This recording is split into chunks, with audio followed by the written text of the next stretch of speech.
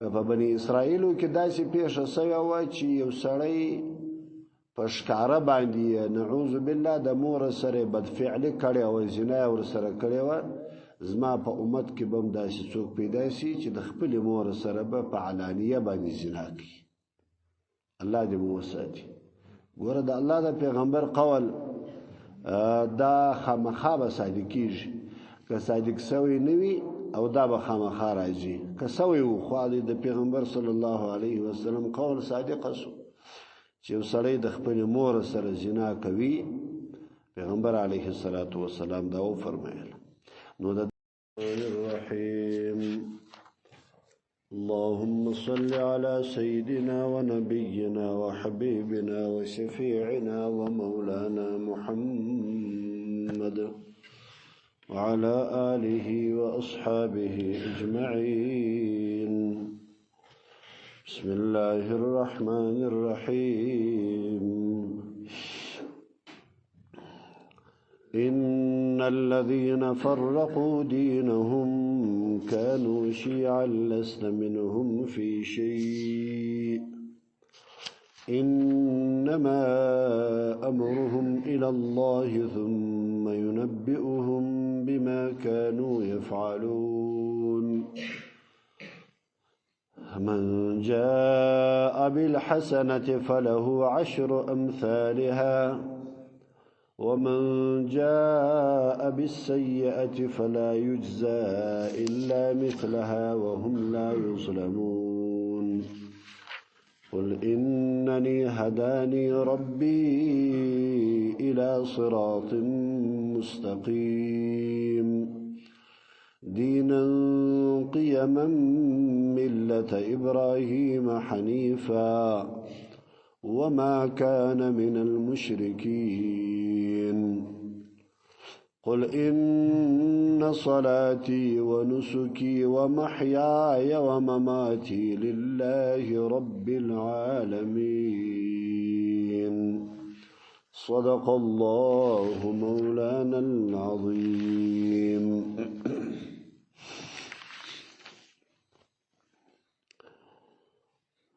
دغه آیات کریمه کی الله جل جلاله د فرقو یا د ډلو بیان کوي.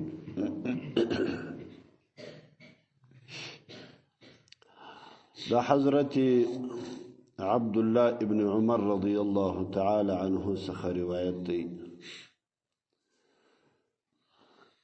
چې پیغمبر صلی الله علیه وسلم دا فرمایله چې زما پر امت باندې به هغه راشي کوم چې پر بني اسرائیل باندې راغلی و. مثلا بني اسرائیل او یا یهود نصارا دا دوی ډلې. پیغمبر علیه الصلاة والسلام دا فرمایله چې بني اسرائیل چې دی هغه پر 2 فرقې باندې ویشل سوي دي، 2 ډلې جوړې سوي دي، او زما امت به پر 3 ډلو باندې به جوړیږي. كلهم في النار الا ملة واحده، ټول به په جهنم کې وي، یو دانه چې د هغه به جنت لراځي. نو دغه پیغمبر علیه الصلاة والسلام دا فرمایله چې لا یأتین على امتی، را بس زما پر امت باندې هغه وخت او هغه زمانه کما اتا علی بنی اسرائیل، لکه څنګه چې پر بنی اسرائیل باندې زمانه تیر سوی و راغلی و، زما امت کې به هم داسې زمانه راشي. حذو النعل بالنعل، چوټه به د چوټ سره برابر شي، معنا لکه پښه چې د چوټ سره برابر شي. لکه موږ تاسو چې اوس یو سړی خپل د پښې ناپ ورته معلومي، نو دکاندار ته ورسي چې زما د پښې دونه ناف دی دا چوټه راک، یا مثلا ناف نی ور معلوم، دکاندار ته وایي چې کاکا زما د پښو یو چوټه را تراواخه چې زما په پښو برابر وي، نو هغه داسې چوټه ورته راواخي چې نه غټه وي نه کوچنۍ وي. نو دا هم پیغمبر صلی الله علیه وسلم دا فرمایلی چې زما امت او بنی اسرائیل به داسې سره برابر شي حتی ان من كان منهم اتى امه علانيه لكان من امتي يصنع ذلك کفه بنی اسرائیلو کې داسې پیښه سوی وه چې یو سړی په ښکاره باندې نعوذ بالله د مور سره بدفعلي کړې وه زنا ورسره کړې وه زما په امت کې به هم داسې څوک پیدا شي چې د خپلې مور سره به په علانیه باندې زنا کوي الله دې مو وساتي ګوره د الله د پیغمبر قول دا خامخا به صادق کېږي که صادق سوی نه وي او دا به خامخا راځي که سوی و خو د پیغمبر صلی الله علیه وسلم قول صادقه سو چې یو سړی د خپلې مور سره زنا کوي پیغمبر علیه الصلاة والسلام دا وفرمایل نو دغه بعد دا خبره وکړله وان بني اسرائیل چې دي تفرقت هغه ویشل سوي دي علی 72 مله پر 2 ملت باندې پر 2 ډلې یا پر 2 دین باندې و ملت خو اصل و دین ته ویل کېږي نو وتفرق امتي على 73 مله زما امت به پر 2 ډلې یا پر 2 دین باندې به وویشل شي هر سړی به ځان ته وایي چې دا زما دین دی ابل به وایي دا زما دین سم دی ابل به وایي دا زما دین سم دی که نه كلهم في النار طول په جهنم کې به وي الا ملة واحده یو ملت چې دی هغه به یو ډله یا یو د ملت د دین والا هغه به الله جل جلاله و جنت لراستي قالوا من هي یا رسول الله صلی الله علیه وسلم پیغمبر علیه الصلاة والسلام څخه دا پوښتنه وسوله چې هغه به څوک وي پیغمبر علیه الصلاة والسلام ورته فرمایله ما انا علیه و اصحابي هغه څوک دي چې زه او زما صحابه پر کومه لار باندې روان دي هغه به دغه ډله وي چې دغه زما ډله زما د صحابه لاره مختاره کړله د صحابه پر لاره باندې روان سوله او زما پر لاره باندې روان سوله دا به و جنت لرځي نور به ټوله و جهنم ته ځي دا یو روایت د پیغمبر علیه الصلاة والسلام دی او بل روایت کې د نورو کتابو لکه ابو داود شریف دی یا دا نور پیغمبر صلی الله علیه وسلم دا فرمایله چې نصارا شدي دا دغه اول يهود وشوله يهود یو اویا فرقه جنجوري سولي یو اویا فرقه یو اویا كلهم في الهاويه الا واحده پدې یو اویا کې اویا ډلې هغه به جهنم ته ځي یو ډله چې دغه به جنت لره شي هغه چې د موسی عليه السلام دین مختار کړی نصارا 2 اویا ډلې هغه به ټوله جهنم ته ځي یو ډله چې دغه به جنت لره شي زما امت پیغمبر علیه الصلاة والسلام وایي چې 2 اویا او دا به ټوله جهنم ته ځي یو ډله چې دغه به جنت لره شي نو په ټولو کې دا رقم ستا چې پیغمبر صلی الله علیه وسلم دا مشته پیشګویی کړی و چې دغه شی فرقه برازي او دغه شی ډلې برازي او دا شی ډلې بوي چې هغه به د دین دعوادار بوي د دین دعوادار بوي ټول به د دین ناری وي چې زه پر حق یم ابل بوي زه پر حق یم ابل بوي زه پر حق یم لیکن كلهم في النار دا به ټول په جهنم کې بوي اوس نو دا یو خبره نو تاسو زده کی چې اوس نو موږ په کومه ډله کې یو زموږ کومه ډله ده نعوذ بالله چې اوس د جهنم په ډله کې یو د جهنميانو کده مسلمانانو د دې لپاره حدیث واسترته وایم چې تاسو په دې باندې سر خلاصي د حضرت عرباز ابن ساریه رضی الله تعالی عنه څخه روایت دی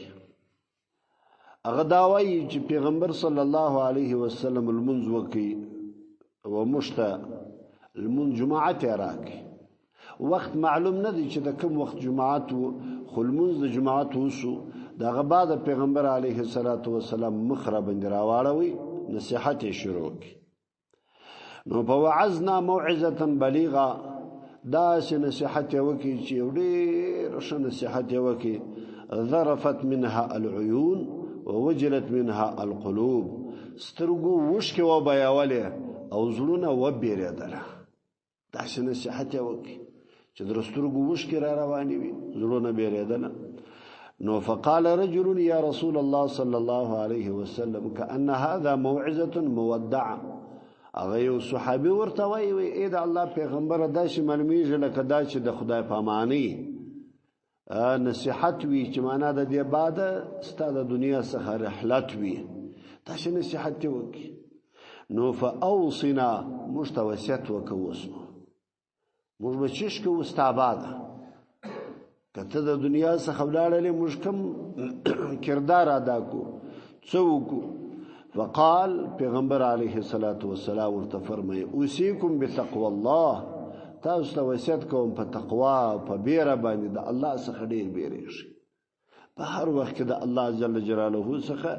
تاسو بیریږي وسمع وطاعه او تاسو د خپل امیر اطاعت کوئ داغه خبره ته غوږ نیسئ چې پر تاسو باندې څوک امیر وي بادشاه وي نو تاسو داغه خبره ته غوږ نیسئ وان كان عبدا حبشيا كسم يوم ريوي او هغه د حبشو څخه وي پر تاسو باندې باچاو امیر سو تاسو به خبره ته غوږ نیسئ فإن من يعشي منكم بعدي څوک چې گزاره وکي ستاسو څخه ورسته در دې معنا چې د ژوندۍ وي او در ډېرې زمانې پر د ژوندۍ وي نو فسيا اختلافا كثيرا نو بیا به د ډېر اختلافونه وویني فسيا اختلافا كثيرا ډېر اختلافونه بیا دی وویني نو فعليكم بسنتي تاسو زما سنت طریقه هغه پر ځای کوي وسنت خلفاء الراشدين المهديين او سنت د هغه خلفاء الراشدين چې هغه څلور خلیفګان ابو بکر عمر عثمان علي رضوان الله عليهم اجمعين د دغه پر نقشو قدم باندې بتاسو زی او تمسکوا بها تاسو به په دې پر لاسونه نسی د دوی په دین معنا چې کومه طریقه دوی درته مختاره کی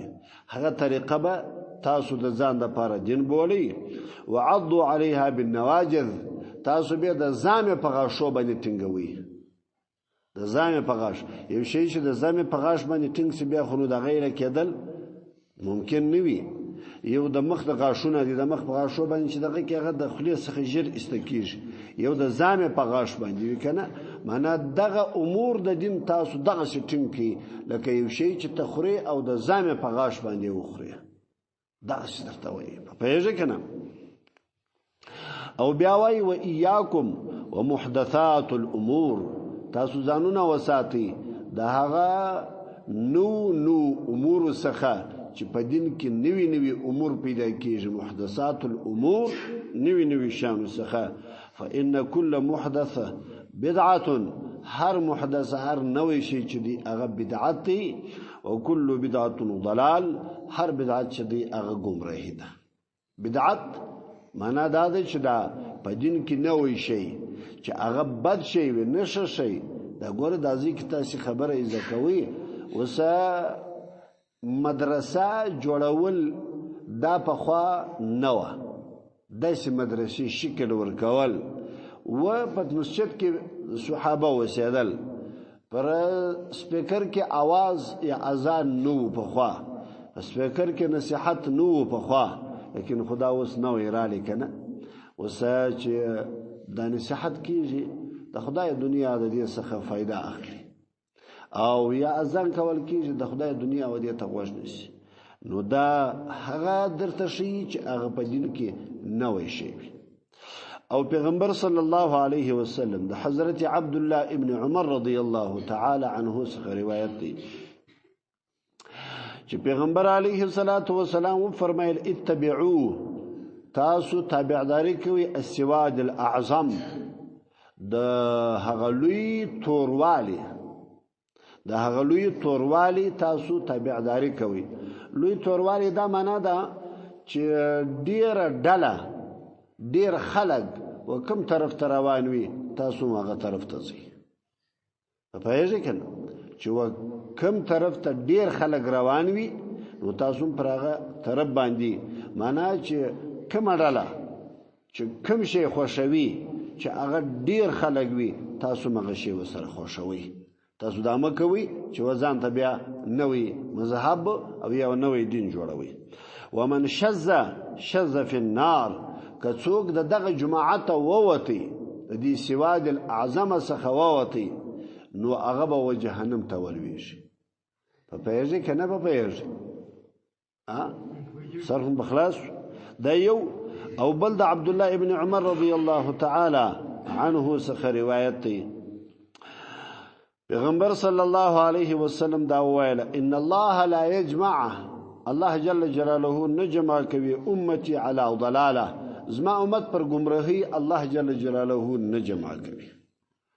چې یو څوک دی گمراهی کوي او خلق دی ډیر پر جمع شي و دوه و درې به گمراهی وکي لیکن خو څلرم گمراهی نه ورسره کوي، پنځم گمراهی نه ورسره کوي، سر هم بخلاص کنه. وید الله علی الجماعه، دا الله جل جلاله بلا کیف لاس هغه پر جماعت باندې دی چې لوی جماعت وي. ومن شذ فی النار، نو که څوک ووتی د دغه جماعت او د دغه ډلې څخه هغه به جهنم ته لویږي. الله دې مو وساتي. دا ګوري دا د دې لپاره پیغمبر علیه الصلاۃ والسلام دا خبره مخکې دا پیشنګویی کړې ده چې وروسته به د ډلې راشي د وهابیت او د سلفیت او د پنځپیریت په نامه باندې داسې ډلې به راشي. یو به درته وایي زما لاره صحیح ده، بل درته وایي زما لاره صحیح ده، بل درته وایي زما لاره صحیح ده. پر سړي به دا دین داسې ګډوډ کړي. سر هم به خلاص و که نوس به خلاص. نو یوه ډله ګوره د 100 کلو څخه، داسې نه چې یو څو کاله نه، د 100 کلو څخه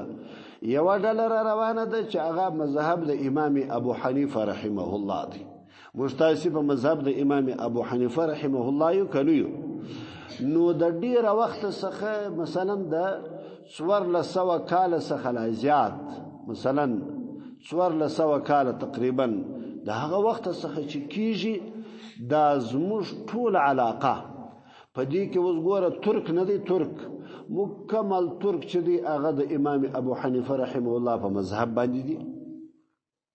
زه تاسو ته اوس د اندازه د اسلام درته وښیم چې مسلمانان د امام ابو حنیفه رحمه الله په مذهب باندې کوم علاقې دي. زه درښیم اوس ترک ټول د امام ابو حنیفه رحمه الله مذهبیان. دغه خراسان چې ورته ویل کېدی په هغه وختو کې چې خراسان په نامه باندې و، ایران، افغانستان، پاکستان تر هند پورې، اندیا پورې، دا ټول د امام ابو حنیفه د مذهب پلویان و. داسې چې به ولاړلې سمرقند و بخارا، تاشکند، ازبکستان او ترکمنستان چې ورته ویل کېږي، دا ټولې علاقې دا د امام ابو حنیفه رحمه الله دا د مذهب پلویان و. په پوهېږئ که نه؟ په عراق کې، عراق چې دا بغداد ورته ویل کېږي، بغداد ښار چې دی،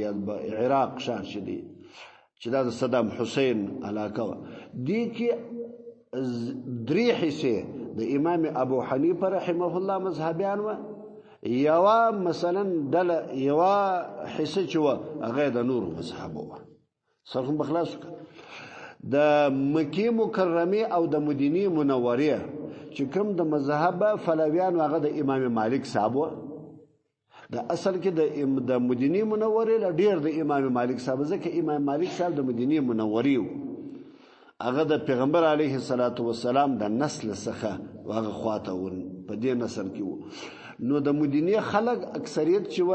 هغه د امام مالک صاحب د مذهب پلویان و. په پوهېږئ که نه؟ مصر چې و هغه د امام شافعي صاحب د مذهب پلویان، ځکه امام شافعي صاحب د هغه علاقې و. او یمن چې و هغه د امام احمد ابن حنبل رحمه الله د مذهب پلویانو. اوس تاسو خپل دې ته فکر وکړئ چې د چا ډله ډیره ده. تاسو خپل دې ته فکر وکړئ چې دا دومره لوی علاقې ده د امام صاحب د مذهب پلویانو. اوس دا موږ نو ویلي چې دا نور پر حق باندې نه و، نه، د امام احمد صاحب، د امام مالک صاحب، د امام شافعي صاحب دی، دا هم حق دی، لیکن خو صرف خبره فضیلت او په نه فضیلت کې ده. هغه مذهبونه هم څلور سره حق وه،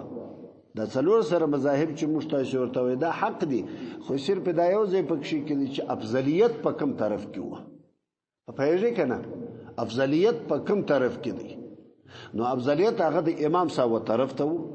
ډیر اختلاف نسته پکې کې، افراط او تفریط نسته پکې کې. نو په دې وجه باندې دا ډیر علما چې پر دغه رایه باندې روان سوي دي یا پر دغه مذهب باندې روان سوي دي، هغه په دې وجه باندې روان سوي دي چې هغه ته باطل نه وایي.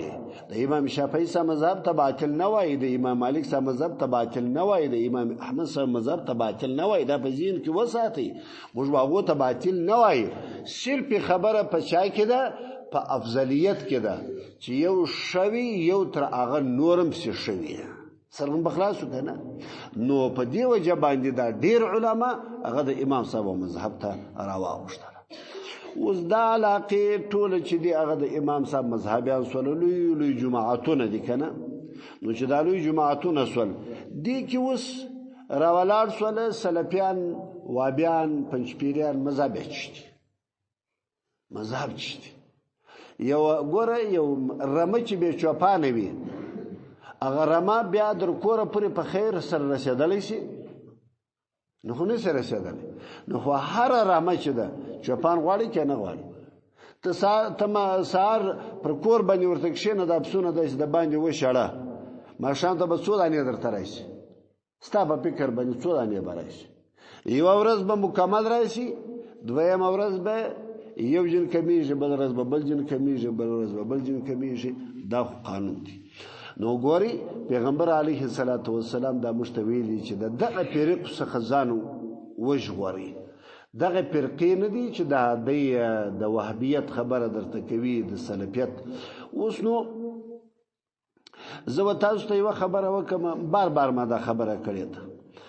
موږ د سلفیانو سره پر چش باندې ټکر یو، د وهابیانو سره پر چش باندې ټکر یو. پر دې باندې نه یو سره ټکر چې دوی ولې د امام صاحب د مذهب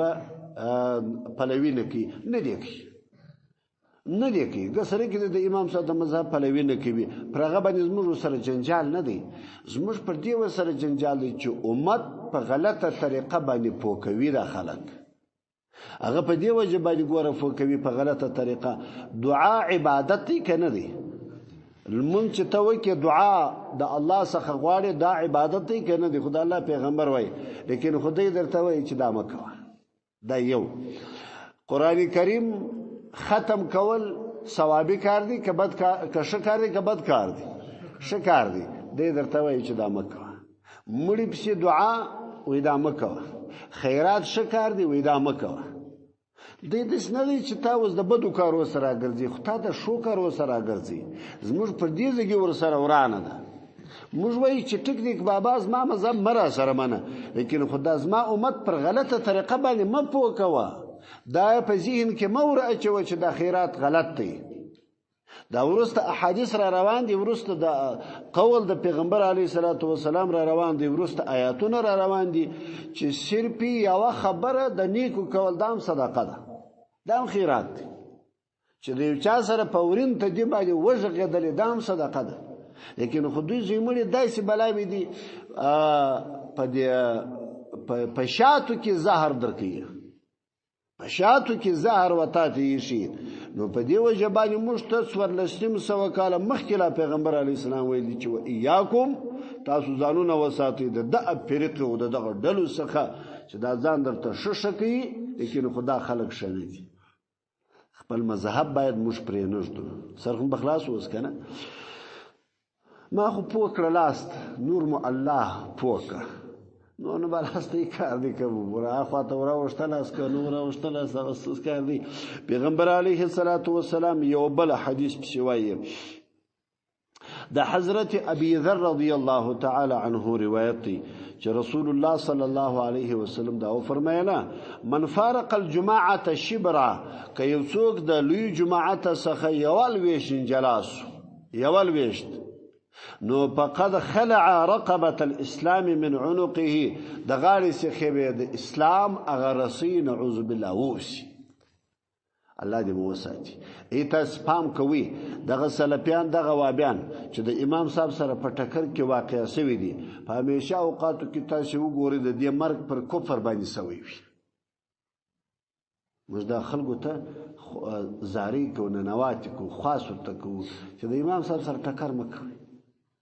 امام صاحب یو دومره لوی بزرګ دومره لوی ولی تیر شوی دی دنیا کې چا چې ټکر سره وهلی دي چا چې سینه سره جنگول د هغه خاور ته جهنم ته رسولي دي دا موږ په بار بار په خدای لیدلی دي داغه سلفیان دي تاسو د دوی عقیده وپښتئ د دوی عقیده صراحتا د کفر ده نعوذ بالله ظاهرا خو دا چې ځان مسلمان درته بولي چې ګسر کې د اسمان فرشته درته بولي کزه درته وایم چې در جبرائیل علی السلام هم ځان بهتره بولي لا بیا بولي لیکن خو په عقیده کې داسې خبرې ستا د دوی په کتابو کې داسې خبرې ستا چې په خدای کې په یو دین په یو مذهب يهودیت او نصرانیت کې لا په خدای کې ستا دغه خبرې پکې کې دي چې ډېر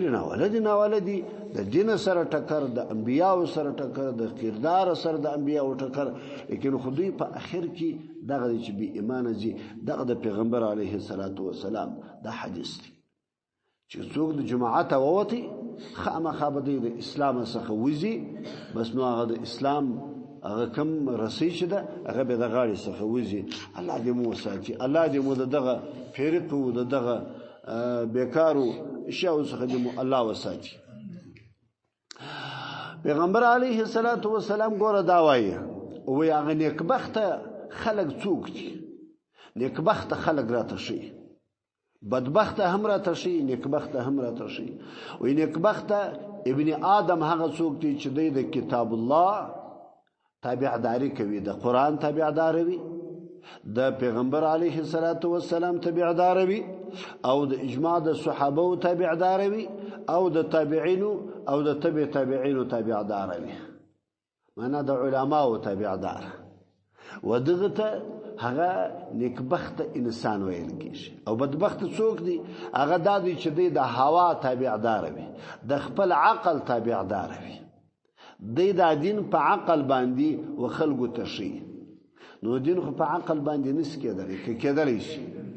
زموږ ډېر پښتانه وړونه مسلمانان دین په عقل باندې وخلقو تشي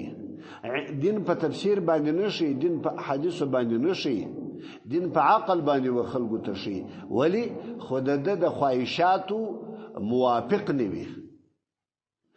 د خواهشاتو د عقل سره موافقه نه لري په دې وجه باندې دی راولل چې د خپل د دین چې دی د زموږ پاک دین دا خلکو ته په عقل باندې شوونه کوي لیکن خو قرآن هغه د عقل سره کار نه لري دا د عقل شی نه دی چې سړی په عقل باندې چاته ورشي که کېدلی شي وزبدا یو خبره درته وکم در موږ ټولو موږ به ډېر هوښیاران یو که صحابه به ډېر هوښیاران وو که به د الله پیغمبر نو چې د الله پیغمبر ته الله جل جلاله قرآن او دا ورته وایي چې خپل د عقل څخه کار ما اخله چې ځکه مې وحی درته کوم پر هغه وحی باندې ځه صحابه د خپل عقل کار نه اخلي پوهېږئ که نه خپل د عقل کار نه اخلي حدیثو ته ګوري یا قرآن ته ګوري نو ما ورته در هغو بیا ښه ځانان سولو چې اوس د عقل څخه کار اخلو ما ورته در هغو بیا ښه سولو چې اوس هغه په قرآن نه پوهېدل هغه په حدیثو نه پوهېدل نن ما ورته په پوهېږو دا اوس عجبه خبره نه ده دا خو بیخي کمزورې خبره ده دا خو داسې بیخي کوچنی سړی راولا کوي یو کوچنی سړی چې هغه ډېر بې عقل وي هغه لا دا نشي کولی لیکن خو زموږ خلک ځان ته پروفیسران ماسټران مثلا دا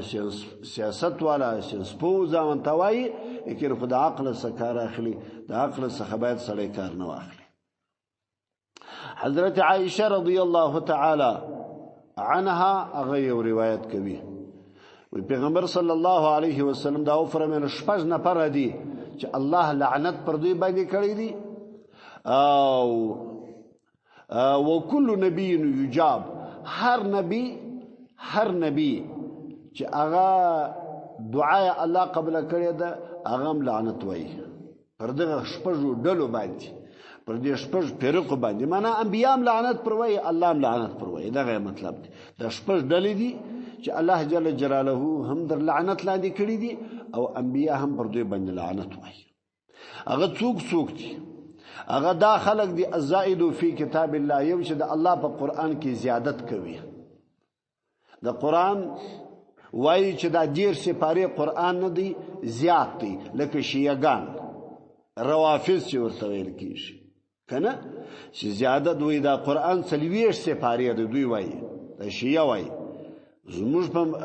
عقیده او زموږ په مذهب کې خود ډیر سپاره دي کنه یو سل سور له سورته دوی ودا سلويش سپاره دي شیعه دا وایي نو پر دغه باندې د الله لعنت او د هر نبی لعنت دا یو والمكذب بقدر الله دویمه هغه څوک دی چې هغه په قدر د الله جل جلاله تکذیب کوي قدر معنی چې دا کوم اندازه الله شوولي القدر خیره و شره په دې باندې تکذیب کوي دینا دا نه مني پر دې باندې د الله لعنت دا دوی ډلې ولا متسلط بالجبروت هغه چې متسلط په جبروت باندې ليعز من اذله الله ويذل من اعزه الله هغه څوک چې الله ذلیل کړی وي د عزت ور کوي او چې الله عزت ور کړی وي د ذلیل کوي سرهم بخلاصيږي کنه یو چا چې الله عزت ور کړی وي موږ ذلیل کولای شو لیکن خو خلک کوشش دغه بی عزتۍ کوي یو سړی چې الله بی عزت کړی وي نو موږ عزت ور کولای شو دا پر دغه باندې د الله لعنت وي چې د الله د کار سره په مقابل کې کار کوي په هغه کنه والمستحل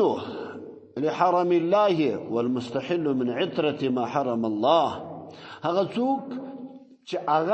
هغه شی چې الله حرام کړی وي او د حلال بولي چې الله حرام کړی وي د حلال بولي پر دې باندې د الله لعنت دی صرف مخلاصي کنه الله چې کوم شی حرام ګرځولې وي کنه نو هغه حرام دی حلال دی که الله نوی مشت صراحتا قرآن کې ویل خدا الله پیغمبر را ته ویل دي نو د الله د پیغمبر بعد صحابه و تشریح و مشت کړی ده د صحابه بعد به علما و مشت تشریح کړی ده چې کوم شی حلال هغه حلال به موږ به حلال ګڼو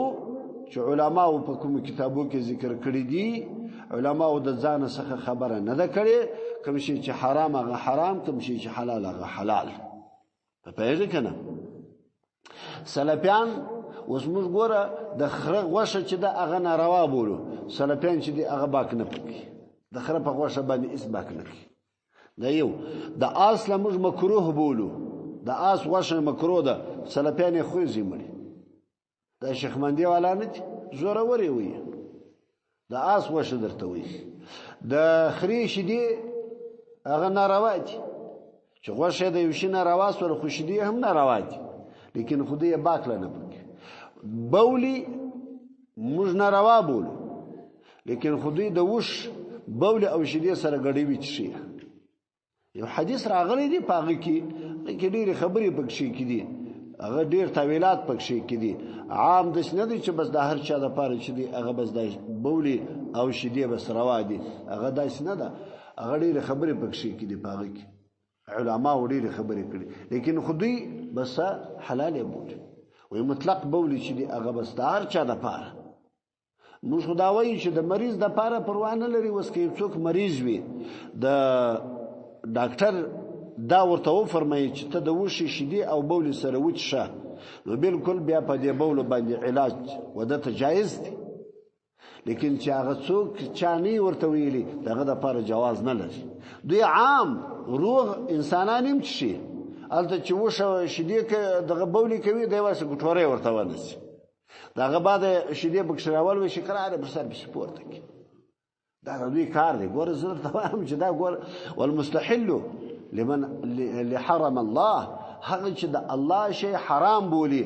په پوهېږې که نه چې الله حرام کړی وي دی حلال ګڼي، یا چې حلال وي هغه حرام ګڼي. دا دا والتارک لسنتي، بل هغه څوک دی چې زما د سنت